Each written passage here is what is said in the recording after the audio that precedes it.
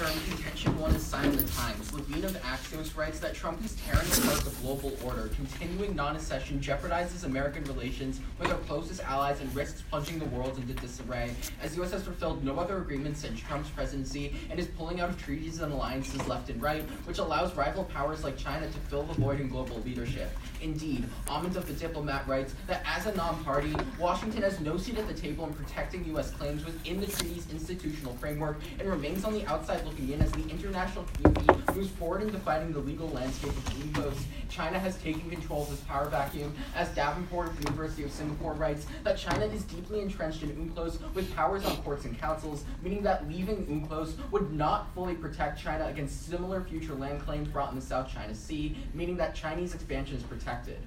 Pham of the Atlantic writes that China claims over 90% of the South China Sea and does not plan to stop expanding, increasing their hegemony and instability in the region. U.S. accession solves by sending a lifeline to our allies. Valencia of the Diplomat explains that countries are turning towards China because of frustration with U.S. belligerence. Joining UNCLOS solves this by reaffirming our commitment to diplomacy, as Smith of the Marine Policy magazine indicates that American accession would provide leadership support for small states to uphold the current international order. French of the Atlantic magazine furthers, the more China sees a coordinated response to its military buildup, the more likely it might be to turn towards diplomacy and to stop seeking superiority.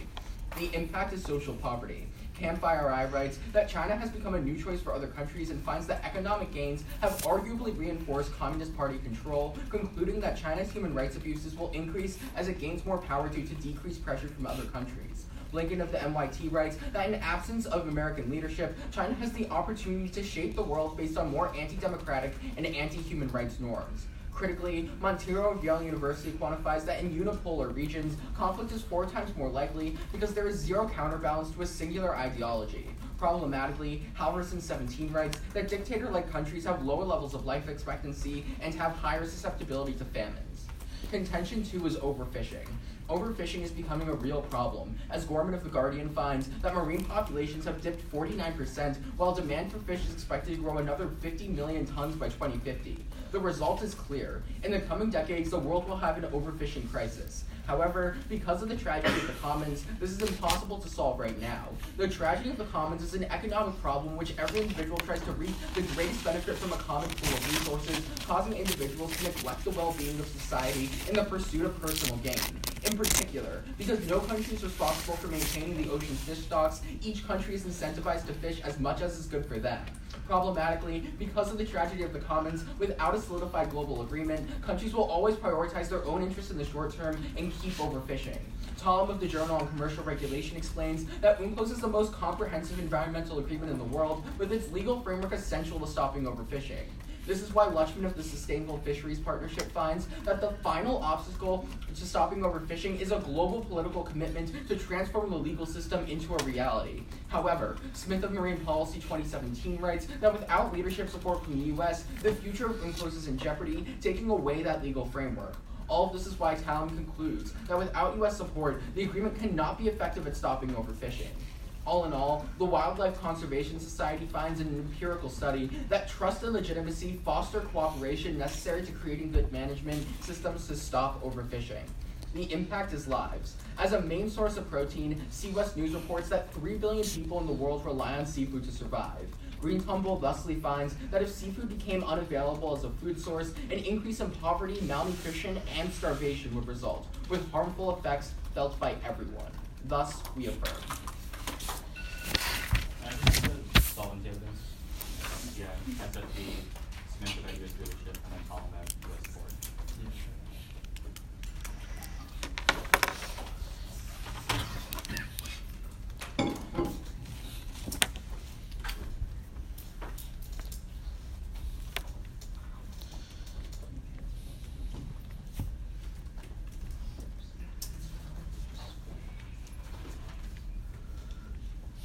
Here's the Smith card that goes on the verge of failure. These are the highlighted parts. This is him talking about Smith, that the UNCLOS is in jeopardy, not the U.S. No, like U.S. leadership and overfishing. Oh, that's Yeah, that's Talon, sorry.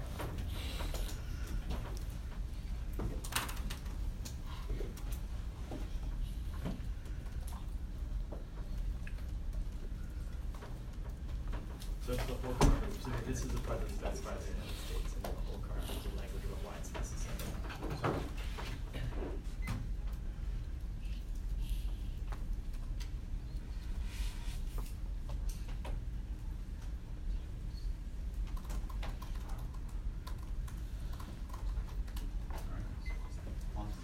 Was there another one you wanted to see? Did you want to see Lunchman? The SFC. Yeah. Lunchman is like a screenshot from Google Books. I can print the screenshot or the whole page. Okay, this is the exact language.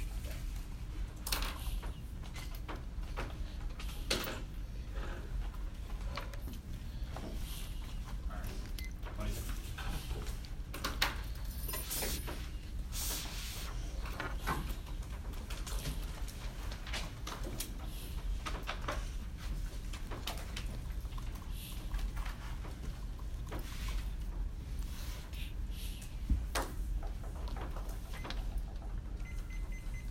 Okay.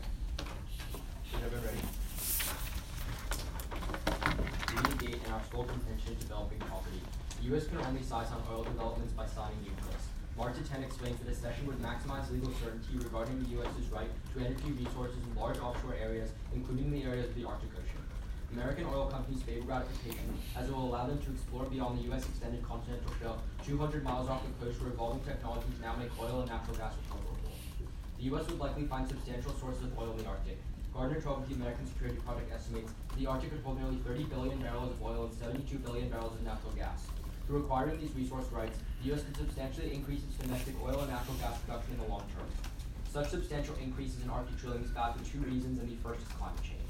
The main problem with drilling isn't with the oil itself, but the methane that would be emitted as a byproduct. Welsh 12 of Time magazine writes that methane will likely be emitted in significant amounts if drilling in the Arctic proves as lucrative as many companies are hoping for. There's as much as 1.7 trillion cubic feet of natural gas to be found in the Arctic. That's really dangerous since methane is more than 20 times the warming potential of plain old carbon dioxide. The accelerated warming caused by methane release would come with an unbearably high economic price tag. Chesney 12 reports in Scientific American magazine, a release of methane in the Arctic could speed up the melting of sea ice and climate change with a cost of the global economy of up to $60 trillion over the coming decades. To make matters worse, the cost would be disproportionately felt by developing nations. Economist Keith Wade explained in 2015 that not only do many developing countries have naturally warmer climates than those in the developed world, they also rely more heavily on climate-sensitive sectors such as agricultural, forestry, and tourism. As temperatures rise further, regions such as Africa will face declining crop yields and will struggle to produce sufficient food for domestic consumption, while some major exports will likely fall in volume. In fact, Chesney estimates that as much as 80% of the cost would likely be borne by developing countries. The second is royalties. Drilling past the continental shelf is important because under UNCLOS, the U.S. would be compelled to pay royalties. Groves 11 of the Heritage Foundation writes that if the U.S. joined the convention, it would be required to transfer a portion of the royalty revenue generated on the U.S. extended continental shelf to the International Seabed Authority, who is empowered to distribute those funds to developing and landlocked nations. Groves estimates that by ceding to UNCLOS, the U.S. will be making an open-ended international commitment to transfer likely in the tens, if not hundreds of billions of dollars. But the aid meant as a tool to help countries develop has actually become a curse. Swanson 15 at the Washington Post writes that in order to have the funding to run a country, a government needs to collect taxes from its people. Since the people ultimately hold the purse strings, they have a certain amount of control over their government. If leaders don't deliver the basic services they promise, the people have the power to cut them off. Foreign aid can weaken this relationship, leaving the government less accountable to its people, the Congress or Parliament, and the courts. This is similar to the oil curse, as Swanson furthers, like revenue from oil or diamonds, wealth from foreign aid can be a corrupting influence on weak governments. Turning what should be beneficial political institutions into toxic ones, such as what happened in places like Zaire, Rwanda, Ethiopia, and Somalia. The corruption of these institutions destroys economic growth. Swanson explains that the main ingredient in economic growth isn't the amount of money a government has, but how capable their institutions are to allocate that money.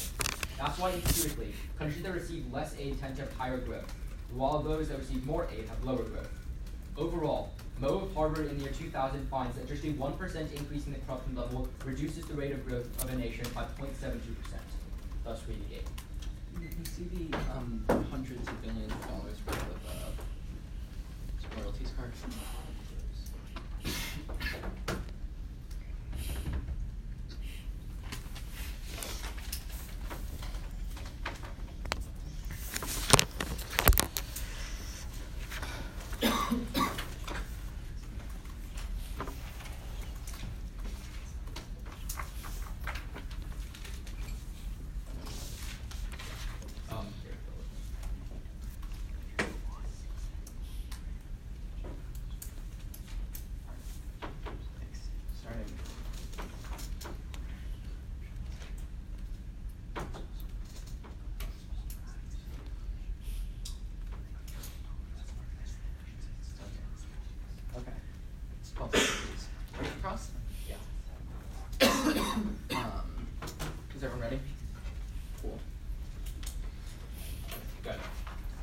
start off on your royalties impact. Yeah.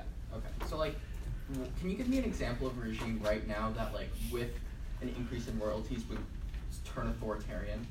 Yeah, like we say in case that aid corrupted places like Zaire and Rwanda. Sure, but like what country right now is weak enough to be corrupted?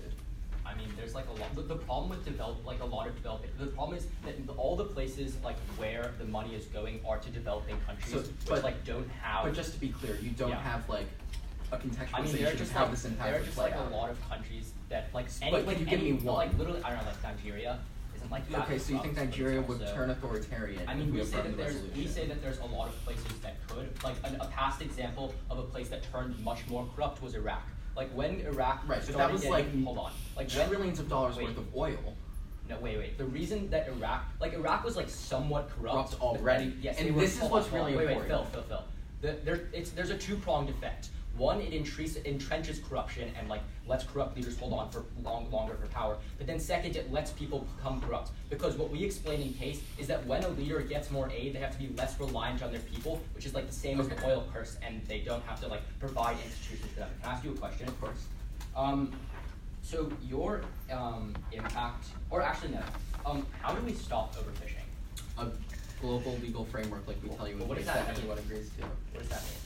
I mean, what it means is like UNCLOS. UNCLOS has multiple provisions to stop overfishing in the status quo. The reason, the reason nobody follows them is because they realize that the United States will not follow these overfishing regulations in UNCLOS. And what the tragedy of the Commons tells you is that once the United, what? We have overfishing regulations. Yeah, but they're being deregulated in the status quo. Wait. But, I mean, so if Daniel makes that response in rebuttal, like we'll read a front line to it in summary and it'll be fun. Sure. But can I have a question? Yeah. Awesome. So let's go to the link into like drilling in the Arctic. Yeah. Awesome. Okay, so like, isn't there like another government, like isn't there another international agency like the Arctic Council that could give the United States a claim to the lands in the Arctic? What do you mean? No, you need to. The only way that you can, like, the reason that companies aren't drilling right now is because of legal uncertainty. We say that's uniquely because of being close. So like, why can't they get the same legal certainty from the Arctic Council? Hold on, the Arctic Council is a subset of UNCLOS. No, it's not, because the United States is in the Arctic Council. Well, yes, we're part of the Arctic Council. We can't founded the drill. Arctic Council. Yes, we did, but we're not in UNCLOS. You need to be a part of the overall. But like, treaty. what I'm asking, sorry, what I misspoke. unique legal I certainty misspoke. does UNCLOS Well, provide? countries don't think that like the rule. What UNCLOS does is it says that countries who are inside of our treaty can drill beyond their 200-meter continental shelf. Sure, but the Arctic can give that claim as well. No, correct? they can't. I mean, we'd like to see that evidence that they could. I mean, I'm just talking but like they general can't. knowledge. Like, no, that's why they're not drilling right now.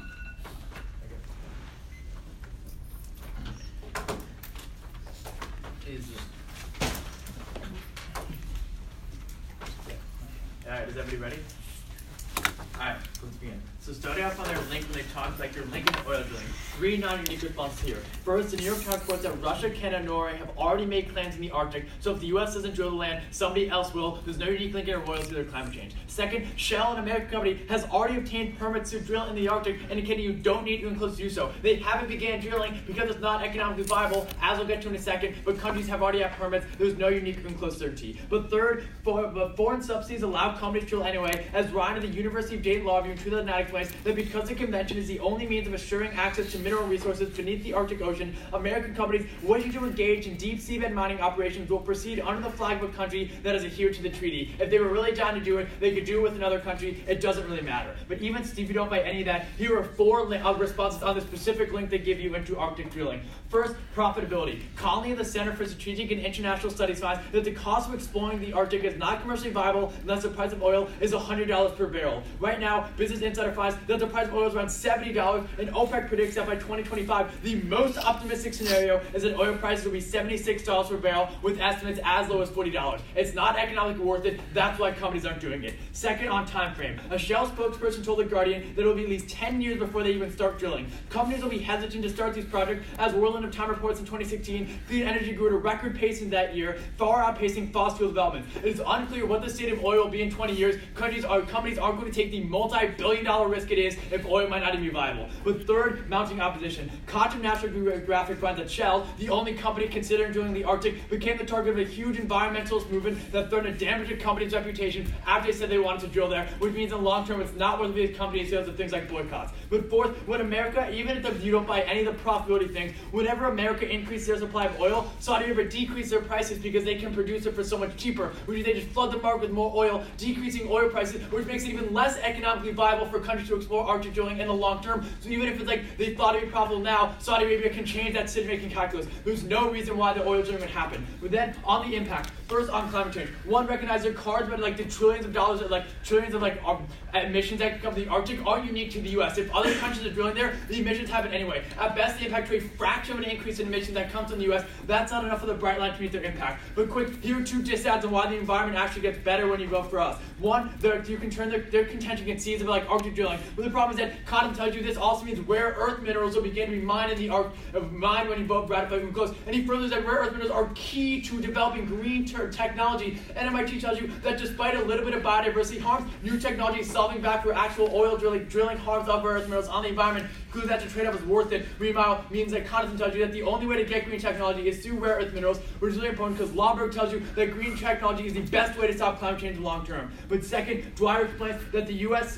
but the UNCLOS contains provisions necessary to explore offshore wind turbine making, which is really important because UNC Chapel Hill finds that those are more cost-effective and efficient at producing energy than onshore wind turbines. If we can build those offshore ones, it drives down the price of green energy, encouraging investment, solving back for their harm. But then on royalties. One, importantly, the U.S. has control over where the royalties go. As Wright tells you, they have a veto seat on the United States Council. That's really important because they try to make this comparison between oil and royalties, but it's a false equivalency. Oil is a resource, so countries can exploit it at their will. If countries begin to be authoritarian and create human rights abuses, the USA can pick to not have the royalties go to that country, which means that the royalties can stop flowing, or to dismantle their entire argument. Since the USA has control of where they go, it's not a real impact. But second, you can turn this to us because Leipzig, the World Bank finds that a $1 increase in aid raises income by $1.46, which in long term decreases poverty. I say this outweighs economic growth because even if economic growth can go to the top, but poverty, poverty reduction is much more direct. But second, it's a lot harder to exploit countries that people are wealthier. It's a lot easier to have authoritarian control. People are more impoverished, so authoritarianism becomes hard when poverty goes down.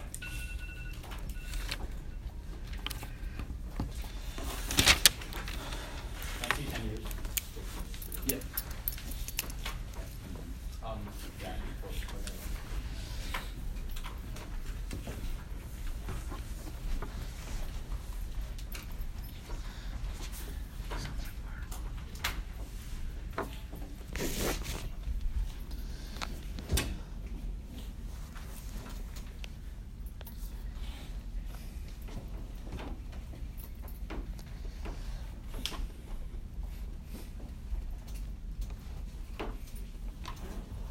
This is the whole card, and then they'll probably have the highlight part of the card.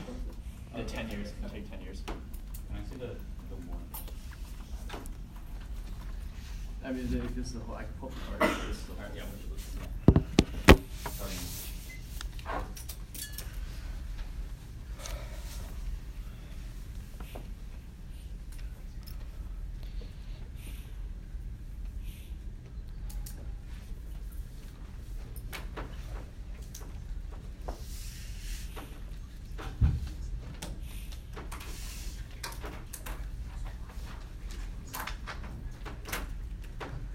Okay, that's 25. Oh, managed federal. Okay.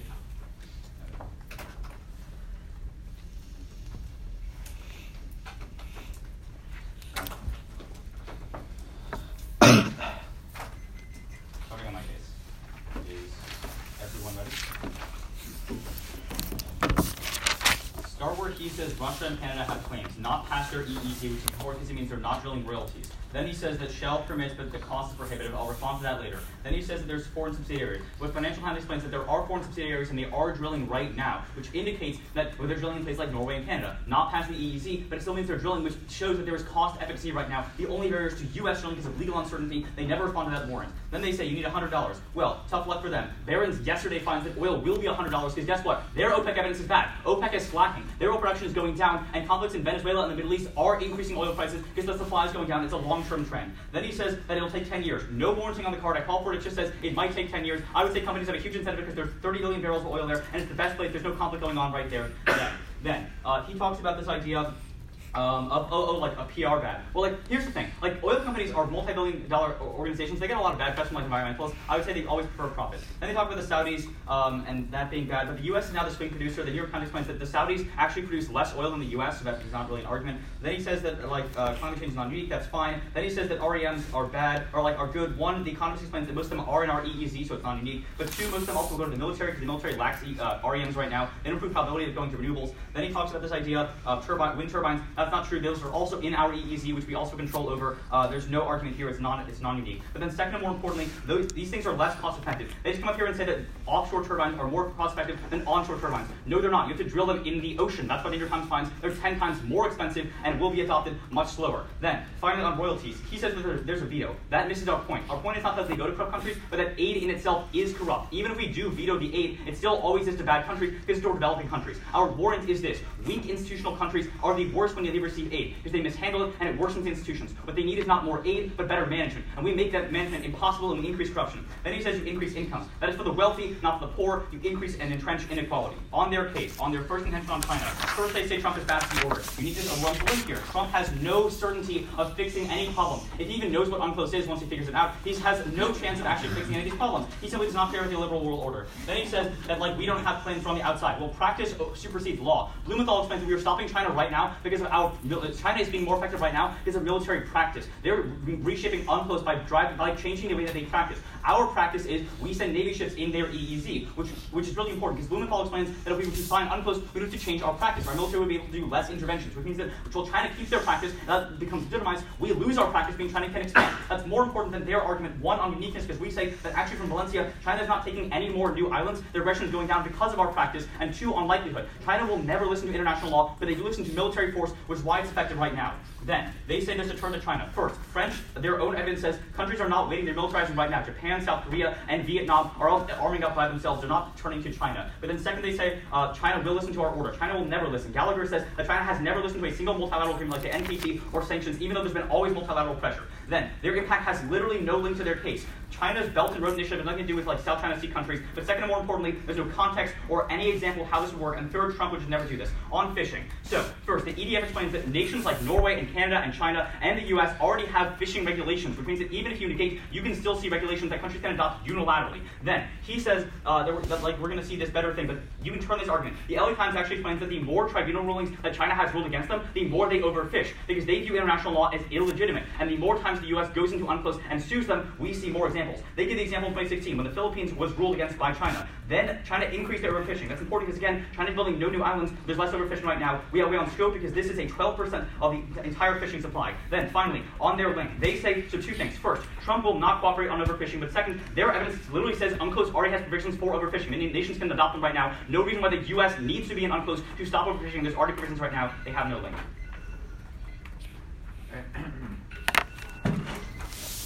Everybody cross? Mind if I have first question? Okay, so countries don't want to be giving, like, royalty revenue to, like, authoritarian or corrupt regimes, right? That's not really how it works. No, I'm just like regardless of, like, what the effect is, we can agree that countries don't want to be supporting, like, evil regimes. No. So you think countries want to be supporting evil regimes? Like, so we say that countries don't make decisions based on who they think is good or bad morally. Countries make decisions based on what helps their self-interest. For example, we fund Pakistan's military, even though Pakistan funds some of that military into terrorists and uses that for corrupt aid. So we would say that the U.S. will prioritize strategic interests and send money to corrupt regimes, even if it's, like, moral. I mean, I don't think you have direct evidence that those two things would, like, necessarily conflate. Sure. Well, but again, that's not even our warrant. Our warrant is not we send it to corrupt nations. It's that the aid itself is right, but the point is that the aid can question? stop if they become corrupt. Yeah. Well, we have to send the aid because of royalties, so it will. But the point is that the U.S. gets to pick where the aid goes, right? Sure. So if one country starts to get but corrupt, it doesn't matter where the aid goes. The aid will always be corrupting. Right? If I'm a question. Yeah, sure. Okay. So on this overfishing thing. Yeah. So if we already have regulations and other countries already have regulations, and UNCLOS allows you to adopt regulations, What does Okay, affirmative yeah. do? So like the entire thesis of our case is that unilateral regulations do not work because if one They country, do. like again, like Overfishing rates are 25% in the world, 16% in the U.S. no, but like holistically, overfishing is still getting a lot worse, even though certain Sure. countries have applied unilateral sanctions. Because- Because the tragedy of the commons argument tells you need every single country on board. Okay, so the tragedy of the commons postulates what? That the only way to like when every country will do what they need for their specific strategic gains. Yeah. So the only way to solve that is to get everyone on board. So it's strategically bad for countries to have overfishing because they lose fish, right? And yeah, unless everyone agrees to stop, because in the long term it's bad if fish go die out. Well, but no one okay. can see the long term because they're. But these countries, like Norway and like the U.S., know that overfishing will eventually deplete fish stocks in the long term, right? Yeah. That's why they've implemented regulations to stop I mean, that we'd from say happening, one, right? like Trump is deregulating overfishing, so that's like that's Okay, like a so if he's but deregulating, why would the U.S. make it better by joining? because we're ceding without reservation, so we'd have to so we'd have to start regulating our fishing. But again, our argument is Wait, wait, we already, right? Just like, what is the actual, like, you don't give me an actual mechanism for how we solve this. You can sue people in court for fishing. Australia and New Zealand sue Japan. Okay, so and close your link court. is we go to tribunals and sue other countries to force them to. Not just implement no. regulations. Our link is twofold. One, like you need every country on board to solve overfishing. No Okay. country has an incentive to sue to force any other country to join, because even if every other country's on board, So- if the U.S. isn't, it won't matter. So why can't Norway like sue every country? Or Because why again, can't- like they have no incentive to, because even if Norway sued, but if they sue every country and every country complies, because there's no problem. because like the whole point of tragic commons is that if every single unless like if the U.S. still isn't in it Okay. and the U.S. keeps overfishing Okay, a sure. ton, then Sure. fish stocks will deplete, so it doesn't Okay, matter. sure. You need the U.S. Good on board. Yeah, Like, yeah. oh yeah, okay. So like if a country can we stop giving can we start giving aid to a different country if the original one begins to get corrupt? Yes. Okay. So then countries don't have an incentive to be corrupt because they'll stop getting aid. I mean, I would say that any aid is corrupting in the sense that it harms the institutions. We'll start. Sorry. I'll start covering now.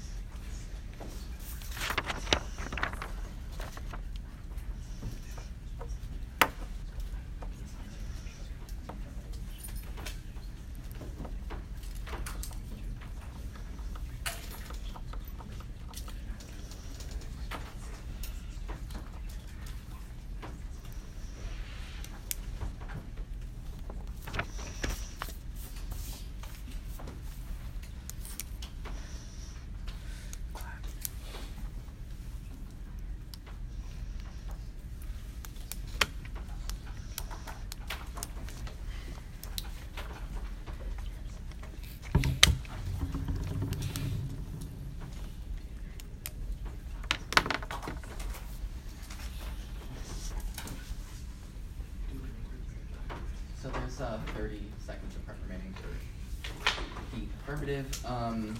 So, I mean, I'll just sign because it's pretty simple.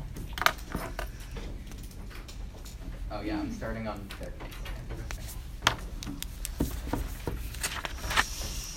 On my opponent's case, he completely drops the shell, already has a permit on unique. They clearly can already drill in the Arctic. They have no unique offense off of this contention. But then going on to the impact. The app has the only risk of solvency. What he tells me in his rebuttal is that aid corrupts countries. But this argument, pretends on the fact that, all developing countries need to be corrupt. That no developing countries have the interests of their people in their hearts. I'd say that this argument is pretty much just American economic colonialism, which is just, inherently bad, which we've never seen work in the past. But second, extend our term, because insofar as developing countries probably want to increase the well-being of their people, they would actually give the aid back to their people, which is why Lifecycle tells you that for every $1 increase in foreign aid, you see a $1.64. But even if you don't buy that, right, the risk of solvency weighing for the affirmative is really important here, because developing countries are already really poor in the status quo, and if you're poor in a developing country, you already have a really high risk of having like premature death. But insofar as the affirmative has the only risk of solvency, that's really important in today's round. But then, go on to our only the contention that we're going for, which is going to be about overfishing. They say that nations already have regulations. We say that regulations are already being deregulated by Trump in the status quo, but second, that unilateral overfishing regulations have literally never worked in the past, which is why you see the overall trend of overfishing going up by 49%, which is what the Gorman evidence tells you. This is really important because none of the responses interact with the internal warrant. What we play was the tragedy of the commons. No country is going to stop overfishing because they realize that it's not in their economic interest as long as another country will just fish the fish that they were already fishing.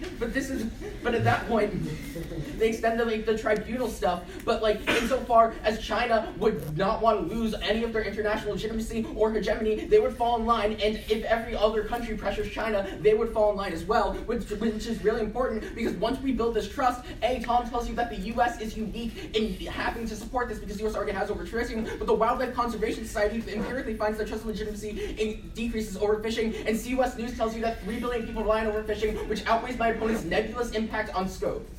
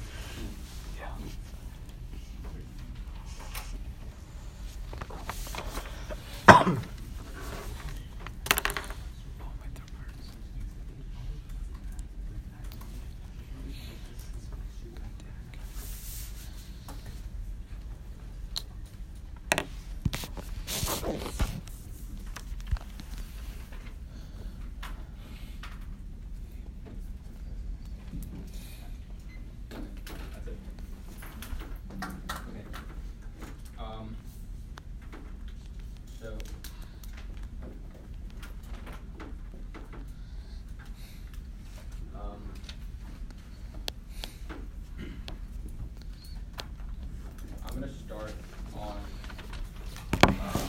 overfishing, and then go back to our case. Okay.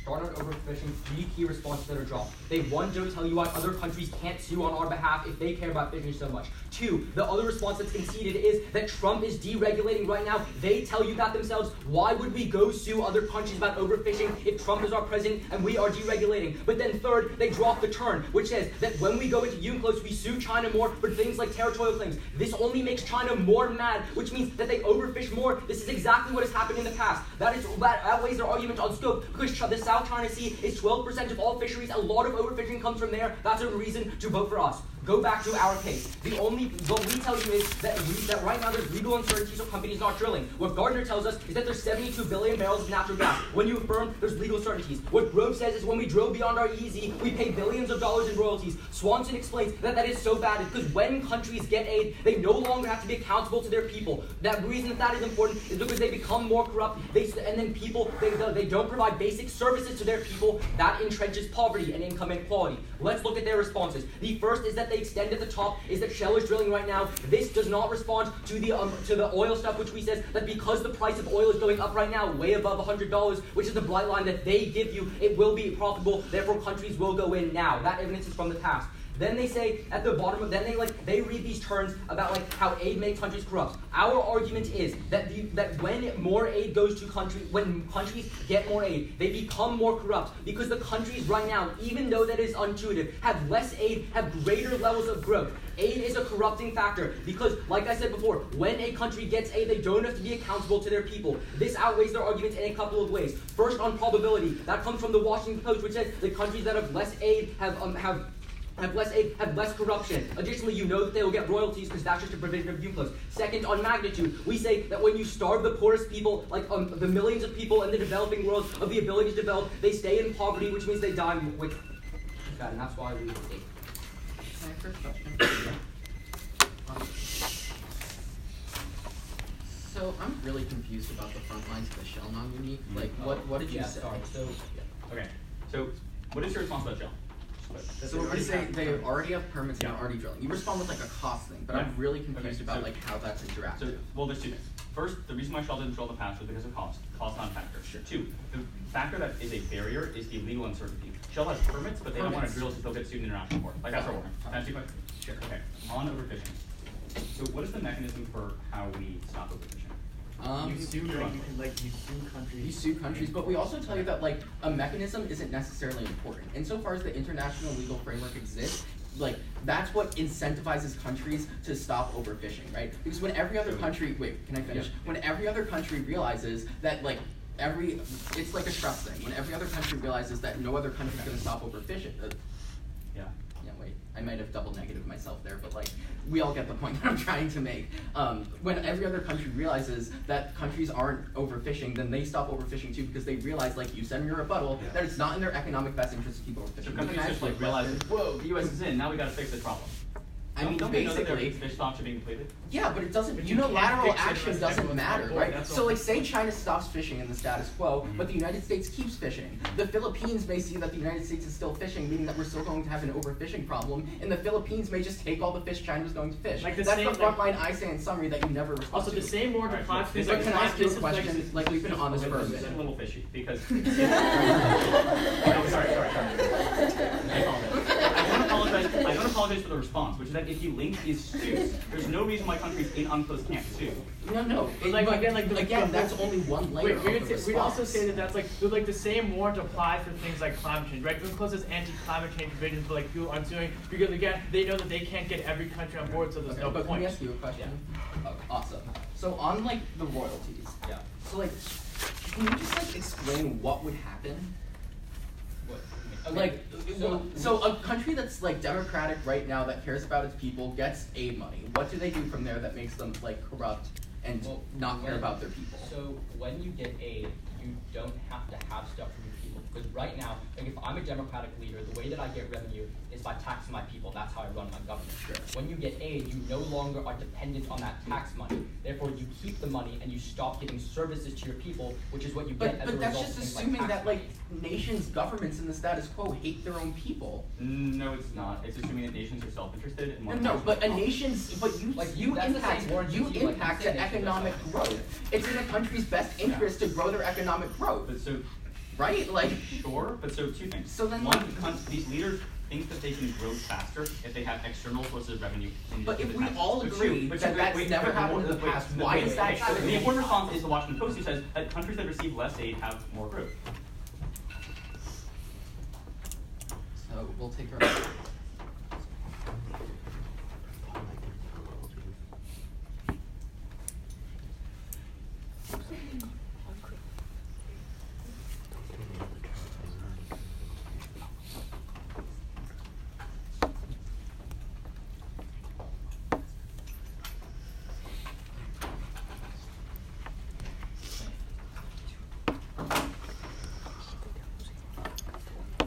Alright, we're gonna start on their case, then I'll go back to mine.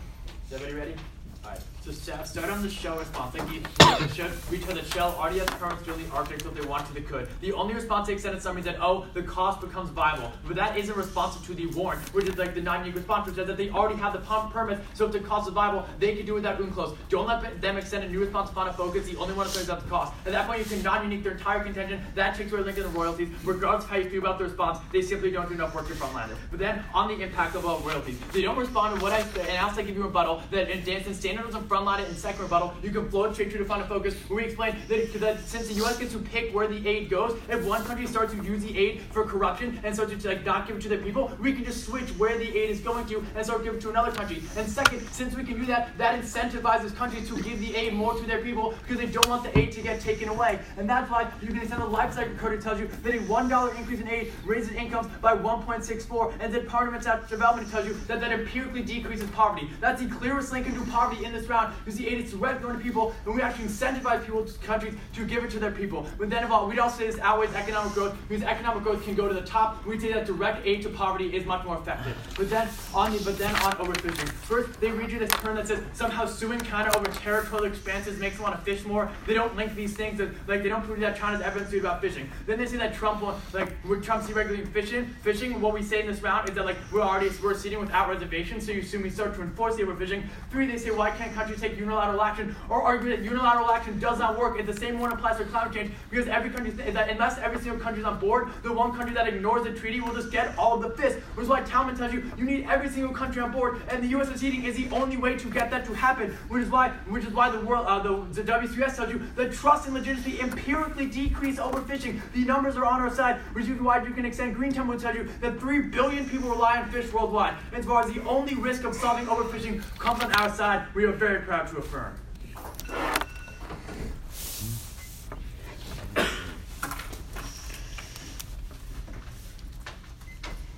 Alright. Everyone ready? Starting on their case. Start on their case. They drop some key terminal defense. First, there is no reason why other countries like Norway do not sue currently. There's just no response to this. There is literally no link to this argument. But 2, and more importantly, if their link is trust, which is kind of a moving target, then we also frontline this by saying that Trump is the worst actor for trust. He's clearly not the guy who's going to bring suits, and he's not the guy who's going to want to solve international problems. Then, they don't respond to our China turn properly. They say that China's never been sued over fish. That's not our argument. We say the U.S. will sue China to stop them from being aggressive in the South China Sea, and in response, China will take over more islands and be more aggressive and increase fishing. That's what happened in 2016 when the Philippines won the suit against China, and it'll happen in the future. This turn outweighs their case, 1, on uniqueness and probability, because it's a higher chance of occurring than solving all overfishing, and 2, on scope. We say that 12% of the world's fisheries are in China. They literally don't give you a scope for their impact. They just say we might solve something overfishing. The real reason why you can vote for us, though, is on our case on this idea of law. First, on this idea of certainty. Remember, the Shell example is not a reason to not vote for us, because what they say is that Shell's a permit, but they don't have legal certainty. They're still not under UNCLOS, right? They have a U.S.-backed law, but that doesn't actually give them. The companies are still afraid they'll get sued under international law, which is our warrant, which is the MARTA evidence. But by affirming UNCLOS, you legitimize and legalize their ability to go in. The permit just shows Shell is interested in going in, not that they can go in right now, which is why there is no drilling. This gives us our link into the idea of royalties. What we say is that countries pay hundreds of billions of dollars royalties, and that increases corruption, because nations need to be dependent on taxes. When they split their revenue things like oil or diamonds or aid, they become less reliant, institutions depreciate, and services decline. That's why, empirically, the Washington Post has found that of all developing countries, the ones that grow the fastest are the ones without aid. Aid stunts growth. Their only response is that they can switch the aid around. I would say 2 things. 1, that's not how aid works. They're long-term shifts, and that doesn't really happen. But 2, and more importantly, our impact is scalar. Even if there is some increase in harm, that's still a reason why growth goes down. We also outweigh their case. First, on likelihood, we say it's much more likely that aid goes to these countries and makes their livelihoods worse than we solve fishing. But second, on magnitude and clarity of impact. There's no terminal impact intended from overfishing. They just say overfishing is bad. But we say you stunt economic growth and prevent millions of people from getting out of poverty, and that is why we encourage you to negate it.